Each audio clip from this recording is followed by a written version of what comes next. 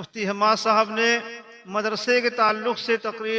کئی باتیں آپ کو بتائیں کہ مدرسوں کا آپ کس طرح سے تعاون کریں اور کس طرح سے آپ مدرسوں کو ترقی دیں۔ میرے پاس ایک فون آیا، قریب 2 مہینے تقریباً ہو گئے، نہیں بہرائش کے کسی علاقے سے کہیں سے، تو مجھ سے انہوں نے کہا حضرت میں آنا چاہتا ہوں، میں آپ کے پاس آیا تھا، میرے اولاد نہیں تھی، اللہ نے مجھے اولاد عطا کی، میں وہاں پہ آنا چاہتا ہوں آپ کے یہاں پہ کہ میں آپ سے ملاقات کروں اور آ کے وہاں پہ میں ڈیگ وغیرہ کا کچھ انتظام کروں اور وہاں پہ میں ڈیگ پکا کر کے نظر و نیاز کروں۔ تو میں نے کہا اچھا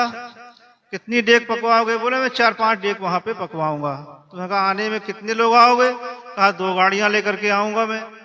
تو میں نے کہا اس کا مطلب یہ ہے تم 4 ڈیگ 5 ڈیگ بریانی پکواؤ گے یا جو بھی پکواؤ، 18-20 ہزار روپے اس میں خرچ ہوں گے، اس کے بعد 10-15 ہزار روپے کرایہ لگ جائے گا، کل ملا کے 50 ہزار روپے تم خرچ کرو گے۔ بولے ہاں۔ تم نے کہا یہاں پہ تمہارے آنے کی یہاں پہ کوئی ضرورت نہیں ہے، 5 ڈیگ کھانا تم اپنے گھر پہ پکواؤ اور پکوانے کے بعد تمہارے قریب کا جو مدرسہ ہے اس مدرسے کے بچوں کو بلاؤ اور بچوں کو بلا کر کے تم قرآن خوانی کراؤ اور قرآن خوانی کرا کے ان مدرسے کے بچوں کو اچھا کھانا کھلاؤ، وہاں کے مدرسین کو اچھا کھانا کھلاؤ، اپنے مدرسے کے امام کو بلاؤ، ان سے نظر کراؤ، اس کے بعد کچھ پیسہ اس میں سے بچا کر کے مسجد کو جو امام ہوں ان بزرگوں کے نام سے ان کو نظر پیش کر دو اور مدرسے کے جو مدرسین ہیں کچھ پیسے ان کو نظر پیش کر دو، تمہارا یہاں پہ آنا قبول ہو گیا۔ تو اگر ہم لوگ اس طرح سے دھیان دیں اپنے مدرسوں پہ، اپنے علماء پہ، دیہات کے مدرسے ہوتے ہیں، میں جانتا ہوں وہاں پہ کھانا، میں بھی مدرسوں میں رہا ہوں، کیسا کھانا ملتا ہے، کیا ہوتا ہے، چندہ کرتے ہیں، گھروں گھروں جا کر کے وصولتے ہیں، تب لا کر کے بچوں کو کھلاتے ہیں اور ان کی ایک طرح سے ان کی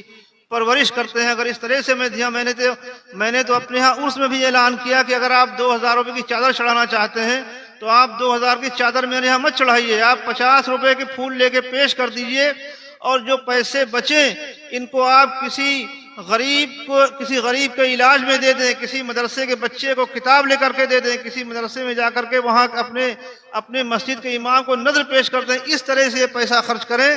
خالی 50 روپے کے پھول پیش کر دیں، باقی پیسہ جو ہے اس طرح سے آپ اس کو خرچ کریں۔ تو مفتی صاحب نے بہت صحیح باتیں کہی، اس پہ پوری طرح سے عمل کریں اور بہت سی باتیں ذہن میں آتی ہیں کہنے کے لیے لیکن اتنا وقت نہیں ہوتا ہے اور میں کوئی اس طرح سے مقرر بھی نہیں ہوں کہ میں تسلسل کے ساتھ میں اپنی باتوں کو کہہ سکوں۔ صرف ایک بات آج آپ لے کے جائیے، صرف ایک بات، اس کو بالکل اپنی گرہ باندھ لیجئے گا اور پوری طرح سے اس پہ عمل کیجئے گا۔ کوئی خاص بات نہیں، بہت چھوٹی سی بات ہے اور وہ بات یہ ہے کہ اگر آپ کسی کو خوشی نہیں دے سکتے ہیں، ہے نا، اگر آپ کسی کے چہرے پہ مسکراہٹ نہیں لا سکتے ہیں، اگر آپ کسی سے 2 بول اچھے نہیں بول سکتے ہیں، اگر آپ کسی کو خوشی نہیں دے سکتے ہیں تو اتنا تو کر سکتے ہیں کہ آپ کسی کو غم نہ دیں،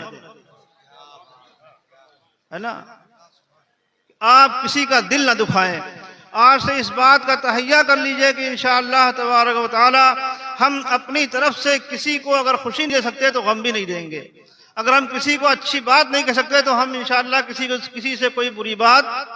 نہیں کہیں گے۔ اس بات پہ پوری طرح سے عمل کیجئے اور آنے والے مقرر ہماری جماعت کے باعمل عالم دین حضرت علامہ مفتی مسعود احمد صاحب کی